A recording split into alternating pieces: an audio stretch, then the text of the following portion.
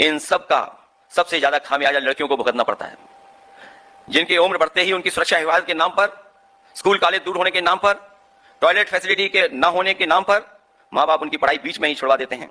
अगर हम रेशो देखें तो बड़े पैमाने पे हमारी बेटियां बहनें पढ़ाई छोड़ रही हैं। सोचिए, जब देश की आधी आबादी पढ़ेगी नहीं तो बढ़ेगी कैसे? कैसे देश की तरक्की में अपना योगदान दे पाएगा? इन सब के पीछे आज की शिक्षा की उपेक्षा ही कारण है। न केवल ये, बल्कि हम समय समय पर देखते हैं कि हमारे शिक्षकों पे किस किस तरह का दबाव डाला जाता है। टीचर्स को गैर शैक्षिक कार्यों में लगाने और उनके ऊपर अनावश्यक दबाव डालने से उनकी शिक्षा देने की योग्यता पर नकारात्मक प्रभाव पड़ रहा है। जिस मास्टर जी का हम भगवान का दर्जा देते हैं, आज वो बीएलओ बनकर घर घर घूम रहा है। कभी जनगणना, कभी पशु गणना, कभी चारा इकट्ठा करना उसका फरमान आ जाता है। साल में 90 दिन वो बच्चों को नहीं, रजिस्टर को देखता है। फिर कहते हैं कि क्वालिटी क्यों नहीं है। जब गुरु का मनोबल ही तोड़ देंगे तो शिष्य का भविष्य क्या बचेगा? जरा सी देर वेतन कटने पर डर डीआईओसी के दफ्तर में ट्रांसफर की बोली लगती है, और जो ट्रांसफर को लेकर के चीजें सामने आती हैं बहुत ही चिंताजनक है कि किस तरीके का हमारे शिक्षकों को समय समय पर डीआईओसी या अधिकारियों के माध्यम से क्या क्या फेस करना पड़ता है। और वर्तमान सरकार में घोर भ्रष्टाचार के कारण शिक्षा और परीक्षा व्यवस्था ध्वस्त हो गई है। पूरी तरीके से जानबूझ करके ये सरकार शिक्षा व्यवस्था को ध्वस्त करने में लगी हुई है। और जहां शिक्षा व्यवस्था ध्वस्त है, वहीं पेपर बनाने वाले से लेकर के रिजल्ट आने तक नकल और घोटाले की पूरी चेन लंबी खड़ी हुई है। यानी पेपर सेटर से लेकर के रिजल्ट तक हर कड़ी पर पैसे पहुंच और मिलीभगत से पूरा सिस्टम बिक गया है।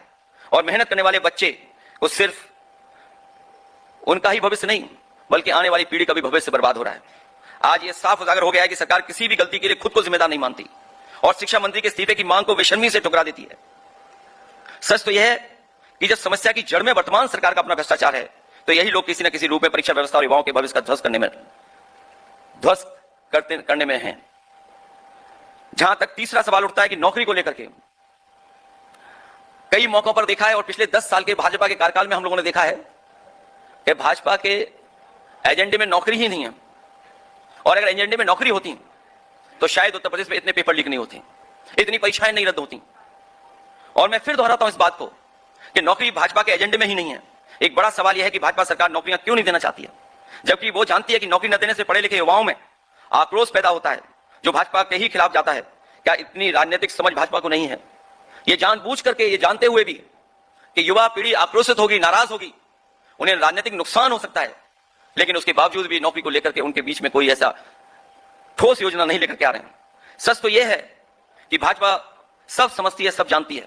नौकरी न देने का फर्स्ट रीजन, पक्ष या कारण यह है कि भाजपा के लिए पैसा कमाना युवाओं के भविष्य बनाने से ज्यादा जरूरी है, क्योंकि युवा तो चुनाव में ही अपना गुस्सा निकाल सकते हैं, जिसे भाजपा की सरकार ही हेरा फेरी से जीत लेने का मंसूबा पाले बैठे हैं। इसलिए युवाओं के पक्ष में कभी नहीं सोचते हैं, क्योंकि वो जानते हैं अगर नाराजगी भी होगी तो कई संस्थाएं उनके लिए काम करती हैं, और अगर नाराजगी से वोट खिलाफ भी पड़ जाएगा तो कई बार हमें देखने को मिला है कि उनके तमाम संस्थाएं उनके साथ खड़े होकर के चुनावी परिणाम उनके पक्ष में कर देते हैं। नौकरी न देने का दूसरा रीजन यह भी है, और पक्ष यह भी बनता है कि नौकरी में निश्चित वेतन देना होता है, जिससे राजकोष से पैसा निकलता है, लेकिन उसमें वे भाजपाई कमीशन खोरी नहीं कर पाते हैं। इसलिए वो संविदा की बात करते हैं, क्योंकि अगर सरकारी नौकरी मिल जाएगी, बजट से पैसा सीधे उनके वेतन में जाएगा, अकाउंट में पहुंचेगा, तो शायद भारतीय जनता पार्टी की सरकार के लोग कमीशन नहीं पा पाएंगे। इसलिए संविदा को बढ़ाने का काम करते हैं। संविदा का मतलब अस्थायी नौकरी होता है, या कहें नौकरियों में ठेकेदारी लागू करना होता है।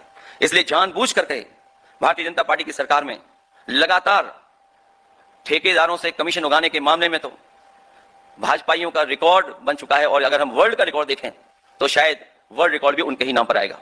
ये ठेकेदारों से कम पैसे पर कॉन्ट्रैक्ट करते हैं और उनसे एक मुश्त कमीशन ले लेते हैं। भाजपा को कमीशन देने के बाद ये ठेकेदार उस पैसे में से अपना मोटा मुनाफा काटकर बाकी नाम मात्र का ही काम करने वालों को आगे देते हैं। नौकरी न देने का थर्ड रीजन, पक्ष या कारण है संविदा के माध्यम से